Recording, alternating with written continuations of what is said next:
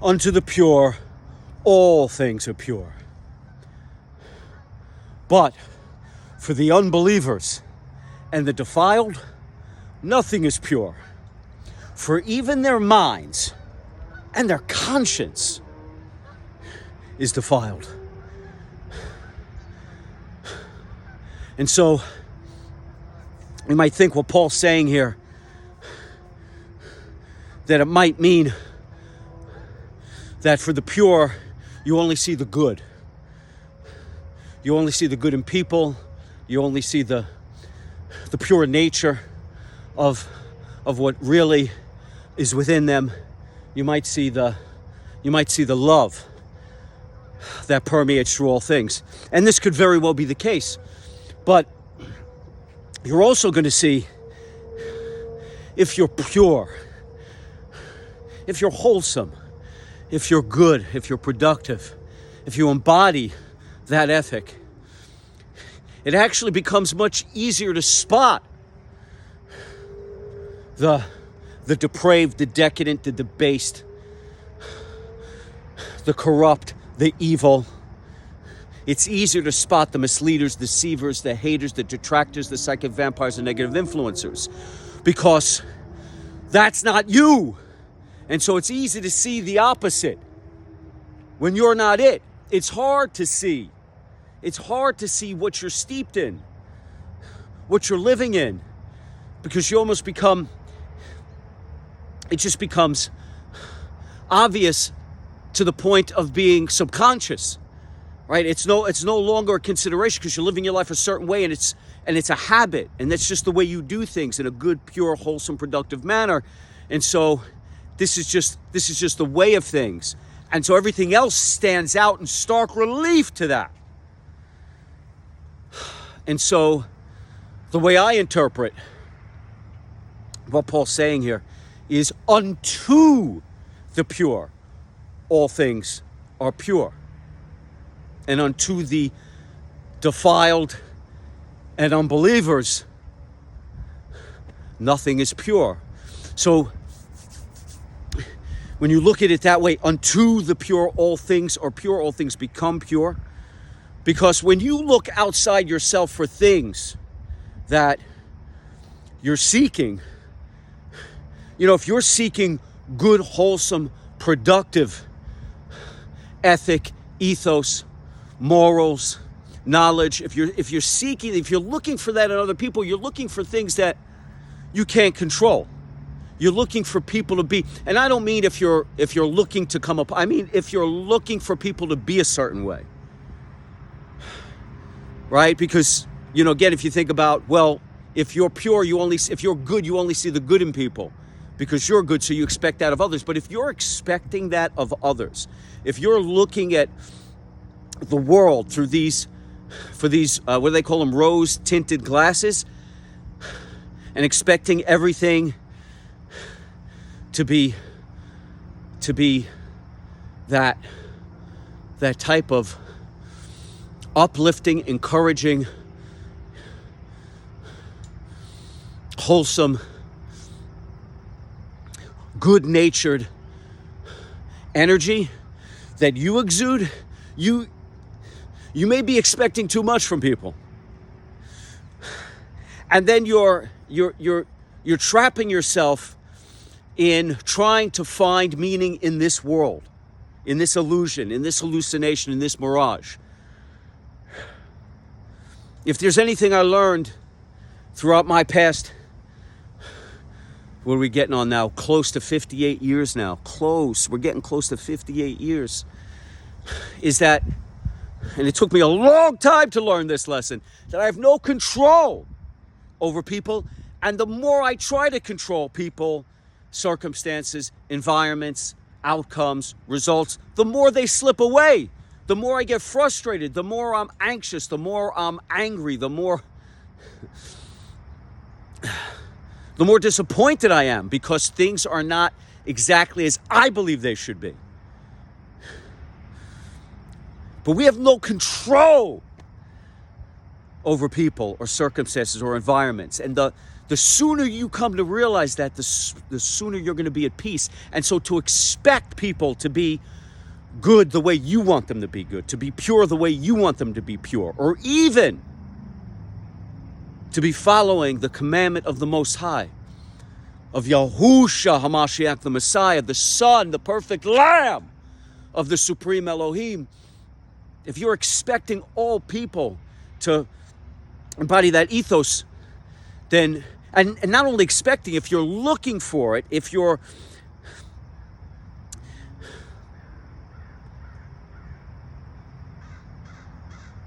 trying to bring that about in other people, and finding yourself constantly bereft and empty and let down and brokenhearted by the sin, evil, and depravity of this world, because everyone is not embodying that simple core belief that we should love Yahuwah, the Most High, with all of our heart, soul, mind, and strength, and love our fellow man as we love ourselves, then you're going to be yoked, chained, and bound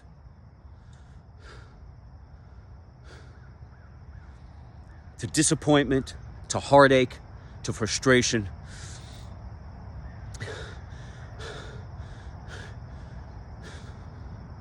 to the point of questioning everything, questioning the purpose of this world and your place in it. And we're all going to go through that. But once you enter into Yahuwah, Yahusha, that questioning for the most part stops, because you turn away, you reject those who are defiled, those who are depraved. You reject those who are not wholesome and productive and uplifting. You reject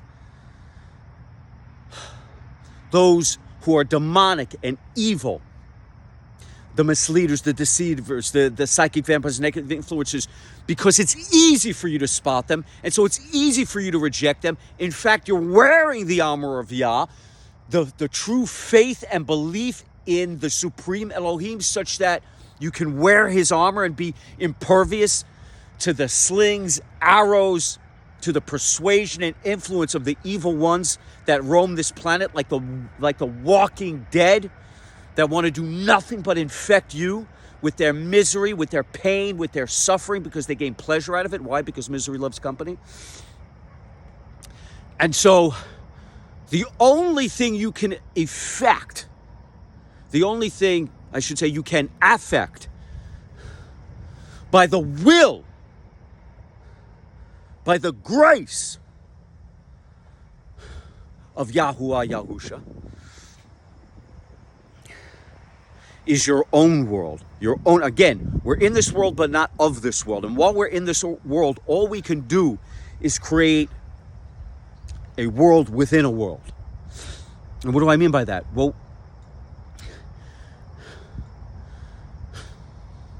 we can live the example. We could be the environment. We can embody the ethos, the ethic, the morals, the mindset, the philosophy, the love, the good news, the words, the teaching, the way, the truth, and the life. We could be that. And from that fount, all good things, like a well, will spring from that. If we love Yahuwah with all our heart, soul, mind, and strength, and we love our fellow man as we love ourselves, all good things, all productive things, all wholesome things, all pure things will stem from that. And so from that, our world will be pure. Not the outer world. Again, you have no control over it. You have no power of manipulation over any of it. And anyone who sells you on some kind of manual, blueprint, set of instructions on how to influence, persuade, hypnotize, right, and all these other things, such that you can, like a puppet master, control all those around you and all those in your sphere of influence and all all circumstances such that you can have the outcomes that you're looking for, you're in for a shock to the system, because you will be eternally. You might have some subtle influence here and there. You might have some knock-on effect. You might, for a short time, be able to convince some people to do your bidding, to undertake your will, to execute your instructions for a little while. How long do you think that's going to last? Such that people don't have their own lives, their own worries, their own thoughts, their own habits. Such that you're gonna dominate them, claim dominion over them, conquer them, conquer their will, conquer their minds in such a way that they will just become your robots, and this world will bend to your desire, to your wishes. That's what they sell you. That's what those who sell you these influence programs, these persuasion programs, these sales programs, that's what they're selling you on, your ability to manipulate, control, and puppet master people. It leads nowhere. It leads nowhere other than to build your own ego such that you become so conceited, so arrogant, so full of yourself that you think that you're actually swaying the world to your wishes. We'll see where that gets you. See where that leaves you. See when you get to the top of that mountain how much everlasting peace and joy and love and healing that you've really found. It's why you're going to come to the understanding that all those who are rich in this world, all those who are who have power in this world, all those who hold dominion and the esteem of man in this world, when you really dig in, when you read their words, when you really listen to them, when you read their books and their biographies, when you hear them tell the truth for just a modicum, for just a small moment in time, when you get a peek into their true feelings, you'll hear it over and over and over again, how unhappy they are, how unsatisfied they are, how unfulfilled they are, how it's never enough, how they're always seeking more and more and more and more. There's an endless competition in them, an endless clawing, scratching. In fact, what was that movie? There Will Be Blood. What was the protagonist's name? What was the main character's name? Was it Daniel Pleasant? I forgot the name, the guy's name, but it was Daniel Day-Lewis's character says in the movie There Will Be Blood. It's an excellent film. You got to see this movie. But he said there's a moment in the film where he says, and he's an oil man, a wildcatter out there scratching and clawing and fighting the earth, and eventually strikes oil and becomes incredibly rich.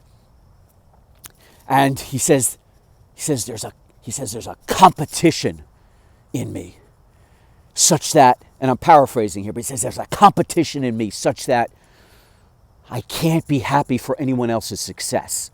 I can't abide anyone else's achievement. I'm paraphrasing here. But this is the way of most that have achieved or accomplished or risen to the top of any mountains they've sought to climb. They still find that that their search just never ends. They're always disappointed. They're always filled with sorrow. They're always heartbroken, because no matter how much they gain on this earth, it's never enough to heal the chasm that has torn open their heart and their soul.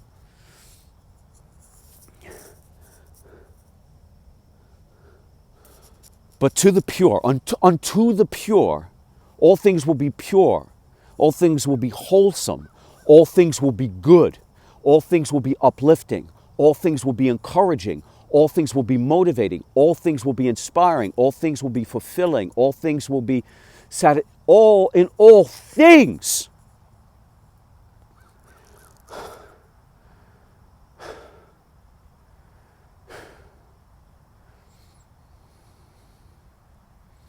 We will have joy, an indescribable joy, because the things that we will create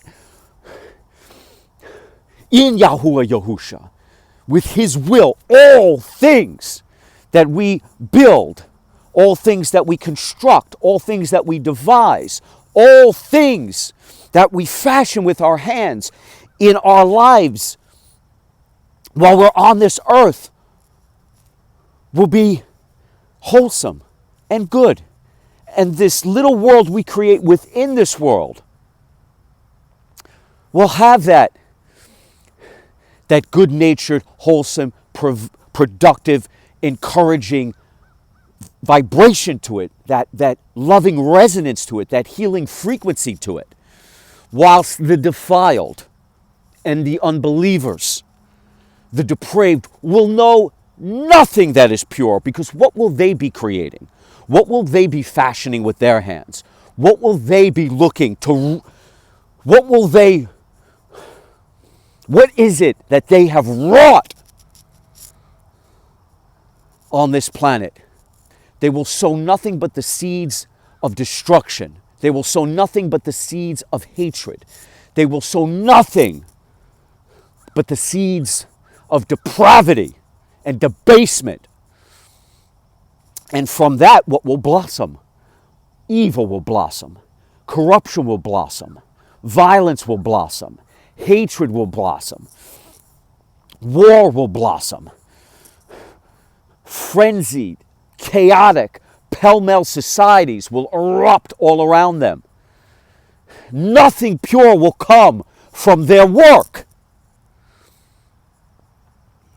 And so it's not so much that you see that the good, see only the good in other people, such that they're often fooled because they only see the good, they never see the bad in people. And it's not just that the bad and the defiled and the depraved only see the corruption in people. No. It's much less about your perspective on the world than on the world that you're creating. And again, when I say the world that you're creating, not the outer world, give up, reject your influence over it. Again,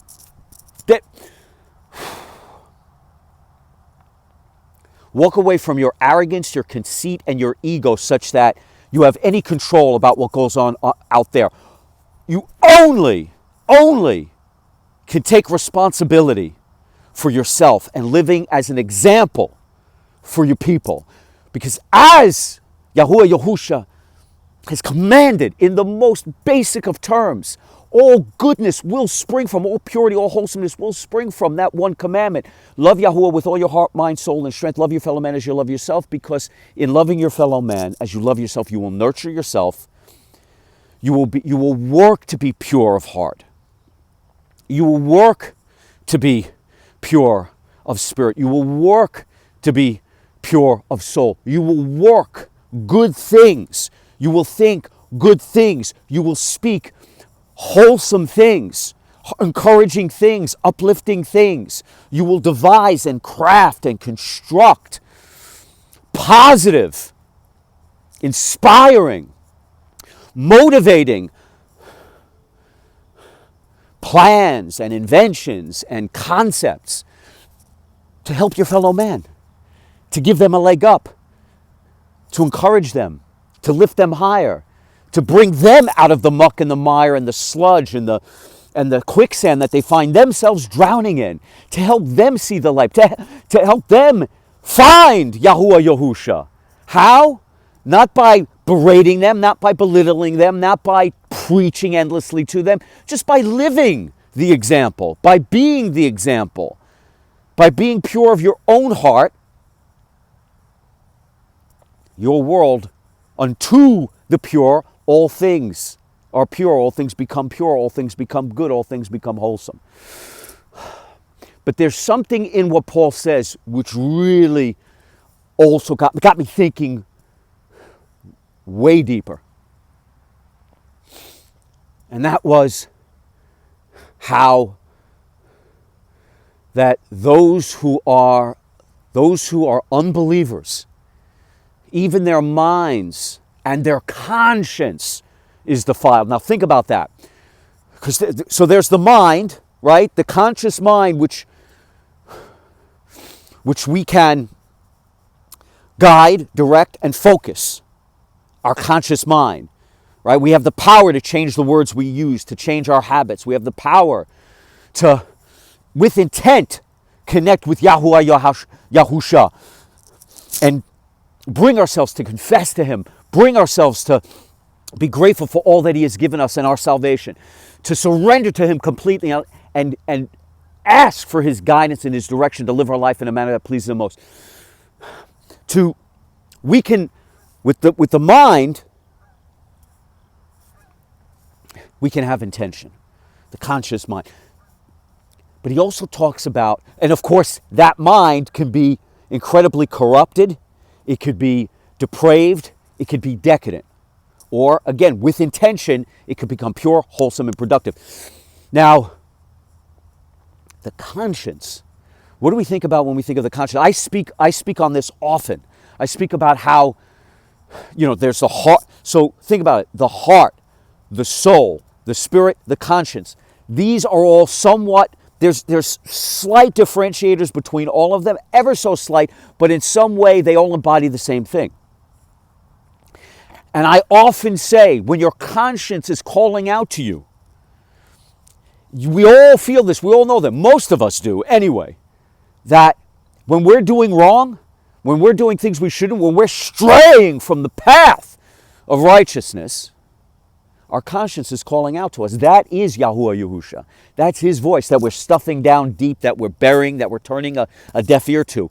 But that voice rings out in all of us, or I guess most of us, and it's beckoning us to move in the right direction, to walk the path of righteousness, to come to Yahuwah Yahusha, to do the right thing, to be good. Whenever we're doing something we know we shouldn't be, whenever we're being indulgent and sinful and evil, whenever we're falling to temptation and corruption and immorality, our conscience is, you hear it calling out to you, saying to not proceed, to reject, and to walk a different path, to go a different route, to take a different direction. We all hear it, but most of us, when we're steeped in depravity and defilement and debasement, and we just absolutely muffle that voice, even though we know we shouldn't be doing these things, because our conscience is calling out to us, Yahuwah Yahusha is calling out to us. In fact, He's banging on that door, but we get real good at muting it. But what Paul says, think about this, is that even for the defiled, for the depraved, for the unbelievers, even their conscience,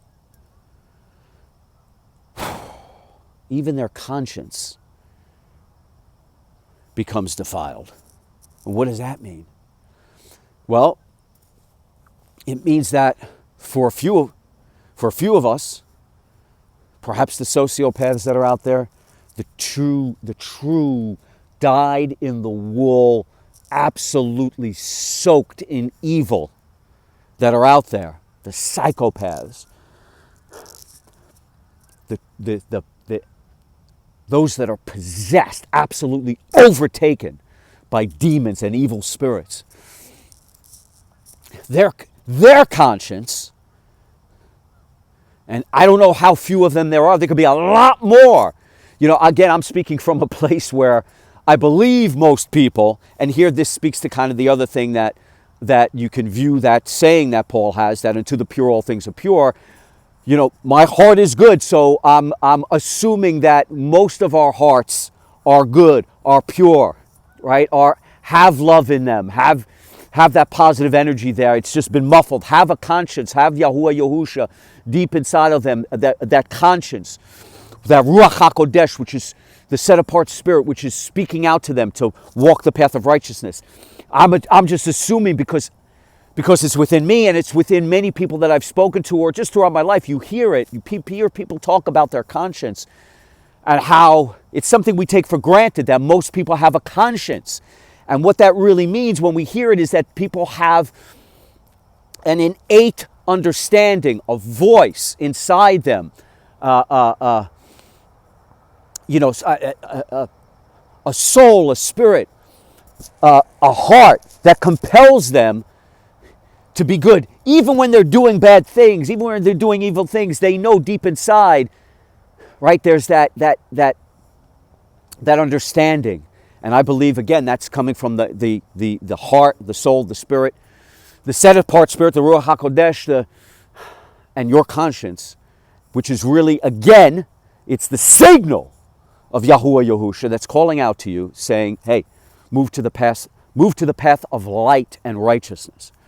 But again, for all I know, there are many, many, many, many that are out there that are so steeped, soaked, and besodden with evil that their own conscience has turned dark, depraved, and debased, to the degree that when their conscience is calling out to them, it's not telling them to do the right thing, even though they're doing wrong. No, it's encouraging them to do bad. It's inspiring them to be corrupt. It is motivating them to be evil and depraved and absolutely debased in their actions.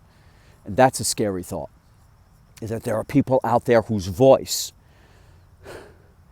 is purely, like, you know, the old trope where you have the angel on one shoulder and the devil on the other shoulder, both speaking to you, one telling you to go, you know, take the path of righteousness, the devil telling you to take the path of self-indulgence and temptation and lust. And you have those two voices. Well, imagine, and by the way, we're all led astray. I've only come to this place over years and years, but I've always had that voice inside me, that I've always had that conscience calling out to me, beckoning me to be good, beckoning me to be righteous, beckoning me to take the path of light, the path of Yahuwah Yahusha. I've told this story before. Even when I was a young boy, I saw a man on the street with a billboard back in the day where they used to wear billboards over them, you know, hanging by a rope, and there was a placard covering their whole body. And the man was on the corner, and it said, you know, it was all about Yahusha HaMashiach, and that he was coming, and that he is the Messiah, and that you can be saved. And he was preaching on the corner, talking about being saved and letting Yahusha HaMashiach, the Son of the Most High, he who saves, he who delivers, he who redeems, letting him into your heart. And you will be free, you will be redeemed, you will be saved. And even then, I wanted that, and I asked for Yahusha to come into my heart. And I couldn't understand, I couldn't figure it out, and a lot of bad things continued to happen to me in my life, and so I put it aside, and I've come back and forth with it over my whole life, and it's only been over the past over 8 years now that I've been really on this pilgrimage, this faith walk with Yahuwah Yahusha, where I've truly been born again, and really only, I can truly only say, truly revised, refreshed, renewed, recycled, reconstructed, and reborn in his image, only really over the past few years, past couple of years, when I finally gave it all up, I gave everything over to Yahusha HaMashiach. I completely surrendered to him, and in that surrendering was I truly saved. I mean, truly, I've been walking that path, and I've been saved for the past over 8 years, but nothing like over the past few years once I let go of all this control I talk about, all this manipulation I talk, all about trying and just putting my expectations on others, and instead handing it all over to Yahusha HaMashiach and asking him to crush my will, dissolve my will, destroy my will, turn me into a pure instrument of his will, a pure vessel for his message, and in prayer every single day, asking him to guide me and show me in my surrendering how to live my life in a manner that pleases him most. Because in Yahusha, all things are right, all things are good, all things are pure. And when you're in Yahusha, your life is right, because wherever you are, when you're walking with Yahusha HaMashiach, all is right in your world, because you're exactly where he needs you to be. You're exactly where you can serve him best. So all is right when you walk with Yahusha. But getting back to my point, There are those out there that are so corrupt down to their very core, so unrighteous, so wicked, that conscience is all the one. It's the devil, it's Lucifer, it's Hashatan, it's Satan. It is only that. It is only that. And what they're hearing is not what most of us hear. And again, I'm just assuming it's most of us. I mean, maybe there's a lot more of them, a lot more of those who are pure sociopaths and psychopaths and who are absolutely wicked to the core than I might believe, than I might think. But for those that are out there whose conscience is actually not calling out to them to do the right thing, but to be evil, to be destructive, to be blasphemous, to be an active unbeliever, to be defiled and depraved and decadent, and to do harm, and to wreck and destroy the good souls on this earth. If you find that that's you, if you hear me, if whoever I'm speaking to out there amongst you, you find that this is you, and your conscience is not calling out to you to do the right thing, you're quite likely overtaken by a demon. You are quite likely possessed by an evil spirit. And so you don't have that compass within you any longer. It no longer points true north. Even though you're not, even for those of us that sometimes before we were saved aren't looking at that compass, we still know we have the compass within us. We still know we have the meter. We still know we have the divining rod that points in the path of truth and righteousness. We may be denying it and rejecting it, but deep within our hearts we hear Yahusha's voice calling out to us to be righteous. But for those that don't hear that, for those whose consciences are, as Paul says, defiled such that nothing is pure in their lives. And not only that, they're being called by their conscience to be depraved, to be evil, to be wicked.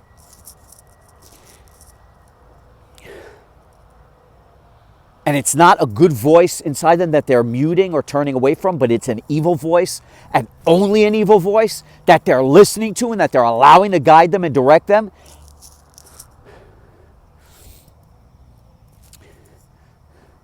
Then you've been overrun by the demons of this world. And there's only one way out. There's only one way out. And there is good news for you as well. So it's not hopeless. Your case is not hopeless. There's good news for you as well. Because there is a way out. Because if you don't have that conscience ringing out to you, that pure heart that's calling you to Yahushua HaMashiach, if you don't hear him, there's good news. But you have to take the first step. As with all of us, even those of us who hear it, we have to take the first step. But you who are absolutely overrun, overtaken, and possessed by the evil spirits of this world, by the decadent, depraved demons of this world, by the wicked influencers and persuaders and evildoers of this world, for those of you, the good news is, if you call out to Yahushua HaMashiach, you knock on his door, even your knock, even your call will be answered. And it will be answered instantly. He will strike you in your heart like a lightning bolt, and the light will explode within you. You will be filled with the Ruach HaKodesh, and it will extinguish all evil from your life. For he is the light of this world, such that the darkness cannot comprehend, the darkness cannot fathom it, and the darkness certainly cannot overtake it. For it is the light of Yahuwah, such that it smashes into the darkness, and all darkness dissipates, dissolves, and is destroyed once and forever, and you now bask in his glowing, warm, healing, loving light. You feel it. You feel it and shining down on you, enveloping you, permeating every soul, every cell, every fiber of your being, every molecule that makes you up. And then from within, it bursts forth, the Ruach HaKodesh, the set-apart spirit, fills you up with that light, and it bursts forth from you in an infinite number of rays, such that you are healed outside from the light, from his loving light that warms you and comforts you. And from the inside, you are completely healed. Now all negative energy is extinguished. All positive, loving, healing energy is filling you up, so much so that your cup runneth over, and it bursts out from you, healing everything inside. So now everything outside, everything inside is all healed, and that light is bursting out from you, such that you have received so much, your cup runneth over, that others who are lost, others who are soaked in evil, others that are living in indulgence and absolute depravity and defilement, those who are feeling suicidal, those who are feeling at the end of their rope, those who are addicted to drugs, those who are addicted to alcohol, those who are absolutely bereft and alone and hungry and longing and thirsting for a better way, that those that are frustrated and anxious, those that are sick and ill, those who are in anguish at every waking moment of their lives because their heart is broken, their lives are broken, their spirits are crushed. They see that if this light, this energy, this life is bursting forth from you, they see it as if they're a lost soul, a ship in the fog, for the first time seeing that beacon, that lighthouse shining, such that they know there's a way to safety, a way to redemption, a way to deliverance, a way to salvation. They see that a wretch like you, who was once like them, has been saved, and they too can be delivered. And then that same light shines down on the path. You see it for the first time. You see it clearly. A path that leads to the kingdom to come. The kingdom of heaven. Yahuwah's kingdom that will be established on this earth. All trial, tribulation will be wiped away. We're living in the times of Noah. Just look around you. You could see it. We wouldn't be having this conversation otherwise. The reality is that this world is sown and steeped in hatred and division, war and misery, and the evil ones are overtaking everything in this world. They are claiming dominion and power, and this world is crumbling around us. Crumbling. The absolute decadence and depravity and defilement and debasement, and this world is soaked, rotten to its very core. You see it all around you. You know it.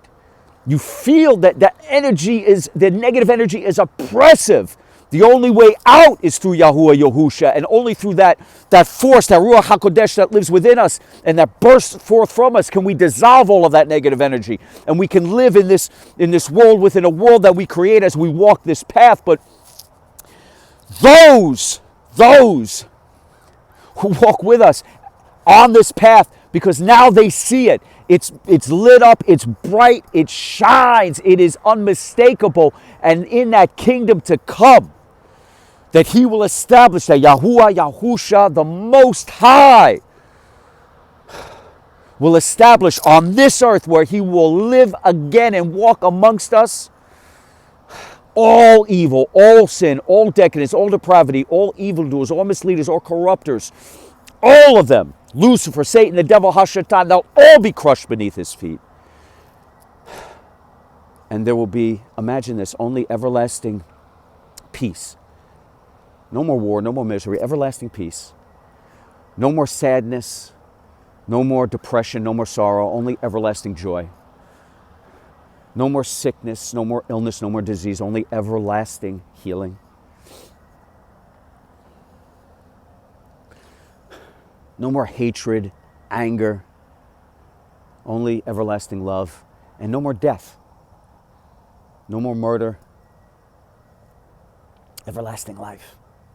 Everlasting life, and where he walks among us once again in paradise, in this new paradise, new Eden, restored. Eden restored, a new universe, a new world, a new earth, his kingdom to come, where he walks amongst us once again, and we can love him, honor him, worship, glorify, and praise him with all of our hearts, souls, minds, and strength. In a perfect manner.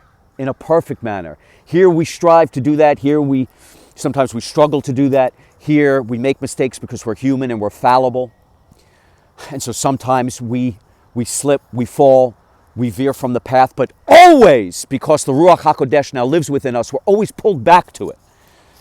Because we've been saved, we're always magnetized to the path of righteousness and the road that leads to kingdom come, such that we're not just walking it, but we're marching on it, and we're clearing the path for others that need to see and for his return.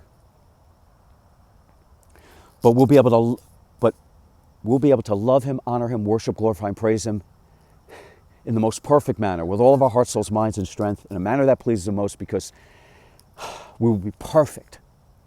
Perfect once again. Like we were before we were misled by the serpent.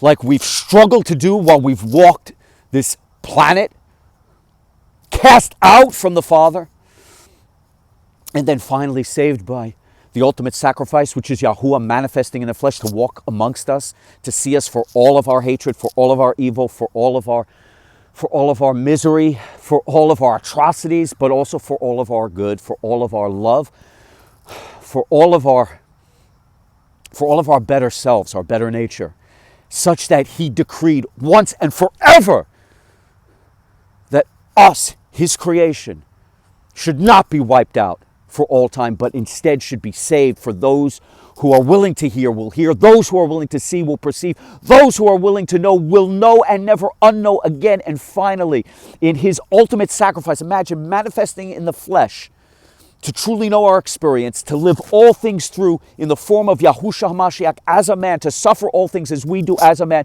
to live all things as we do as a man, and to then know all that we know, to live as we live, but to go through suffering that no man could suffer, to take on the burden of all of our sins for all time that no man could ever do, and to take the wrath of Yahuwah for all the times we turned our backs on him, for all the time we committed atrocities against him, for all the time that we erected, constructed, built false idols and worshiped false gods, all of his fury at his wayward, decadent, depraved creation poured out onto himself, manifested as a flesh in the form of a man, as Yahushua HaMashiach, the man God, the living God, but also the man, the Son of Man, up on that cross, dying the most painful, excruciating, and the excruciating manner in which he walked his death, and everything that led up to his death, once he was handed over by the lying Pharisees and scribes to the Romans, to be persecuted, to be beaten, to be gouged, to be tortured, to be tormented, to be mocked and spit on, and then to die the most excruciating manner on that cross. And as he is splayed on that cross, dying, suffering, taking all of our sin, all the sins we've ever committed, all the sins we're committing now, all the sins we ever will commit, and taking all of that, the unbearable weight, the unimaginable weight of that on his shoulders, and then all of the fury of Yahuwah for us poured out onto him, and then the most heartbreaking moment of all of it, if you really take the time to walk mentally in Yahushua's shoes, to actually walk his path, to see it, to read about it, to contemplate it, to meditate on it, to really live it out in your mind and see every step of the way what he went through, and then to notice, to hear, and to have your soul crushed at, again, in living as a man and experiencing all of this as a man, which no man could ever follow through on, but experiencing this all as a man, and only because he is the Son of the Most High can he go through this crucible. But ultimately, in that final moment, where he also feels the ultimate pain and suffering of every man, of every human, that feeling of not knowing the Father, that feeling of being cast out from the Father, that feeling of being ejected from Eden and not knowing the love of the Father any longer. And that's what he expresses when he says,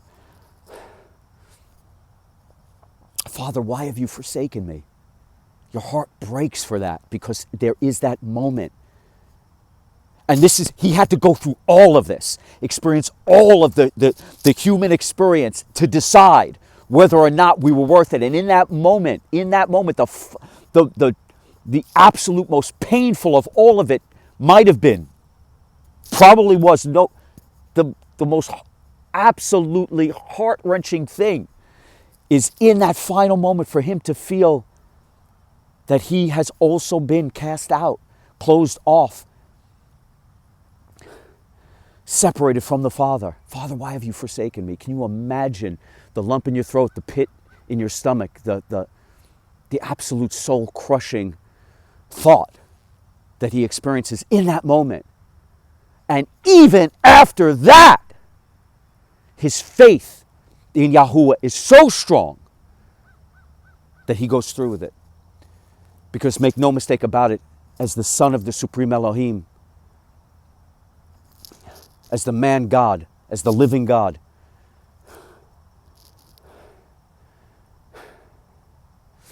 as Yahuwah manifested in the flesh, he could have stopped this at any time. He could have felt we were not worth it. But he deemed us worthy. As unworthy as we feel we are not, he deemed us worthy. Yahuwah, Yahusha deemed us worthy and went through with the ultimate sacrifice so that we would live, so that we would finally be forgiven once and forever, that we would finally once and forever come back to the Father and know the Father. For he is the gateway to the Father. He is the only gateway to the Father. And so that we would have everlasting life, conquering death, such that we would have everlasting life in the kingdom of heaven, in the kingdom of Yahuwah, in the kingdom to come.